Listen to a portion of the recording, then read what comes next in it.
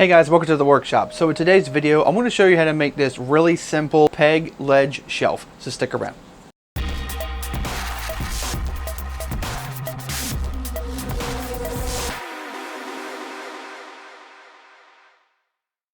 Now you might be thinking, yes, I've done ledge shelves before. This one's a little different. It's actually going to be a shelf on the top, and then we're going to have little shaker pins that you can hang like a coat or something really small on it. So let's jump right into it. It's really simple. So the way that this design is going to work is rather simple. We're actually going to use pallet wood, and these pieces they already were this length. My wife actually kind of had this sitting in the workshop already looking like it was done and said, hey, can you make this? So this is what we're doing. We got a board here, we got a board here. This is going to basically essentially set against the wall. Then you got your shelf here, and then all these pegs will go in here.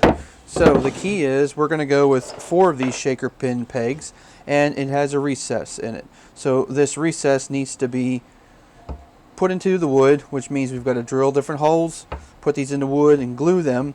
But before we do that, we're going to clean these boards up a little bit, fill the nail holes, and just kind of give it a nice, good, clean sand to make sure everything's nice and smooth. And then we will go ahead and mark where these need to be put in.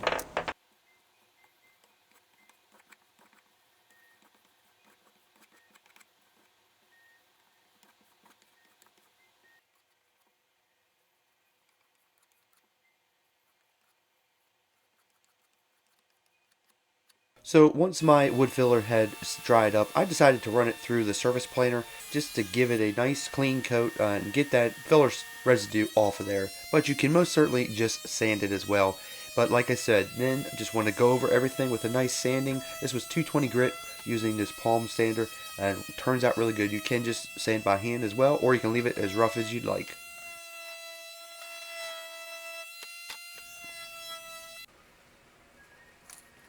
So to figure out your spacing, what's important to know is the width. What's important to know is the length of your board. So if you're going to put 4 pegs in there, you're going to want to divide the length of your board by 5. So also if you want to do 6 pegs, you want to divide the length of your board by 7. That will give you every point to where you would want to have the center of your peg. So now you want to measure the peg, and mine is a 1/2 inch. So to get this to go into it, I did a test piece just to make sure that everything was going to fit perfectly, and it did.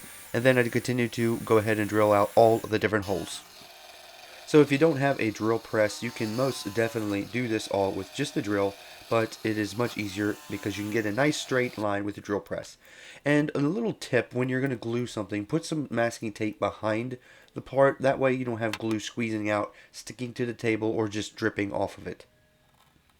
And be sure to, once you get all these pegs glued in, to take a clean, dry rag and just wipe out all the extra glue. It'll save you a lot of time later down the road instead of picking out hard and dry glue.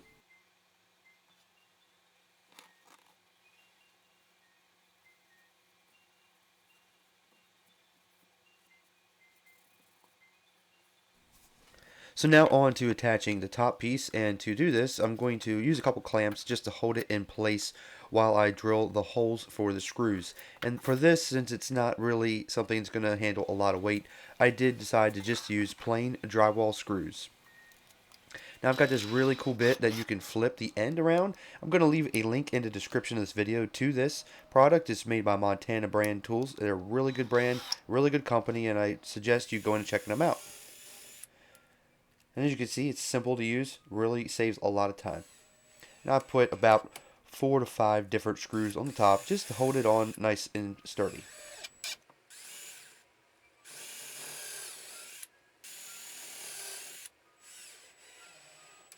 So at this point we had a discussion about what we were going to do, and I was going to stain it, so I was using a pre-stain. So I do suggest, if you're using pallet wood and you're going to stain it, use a pre-stain conditioner. But we decided to paint it because my wife liked it, and it went on just as easy. Okay guys, thank you for watching this video. I really hope this is something that you really liked, and maybe it's something that you would decide to make in your own home. But I think it's really simple. It's a really nice project you can do using pallet wood and just stuff that you could find at the hobby store. A lot of these pegs you can buy at Lowe's and Home Depot, but you can also buy them at a lot of craft stores as well. Please leave a comment down below, give this video a thumbs up, and let me know, did you make one of these and how did it turn out? So thank you for watching this video, and I'll see you next time in my workshop.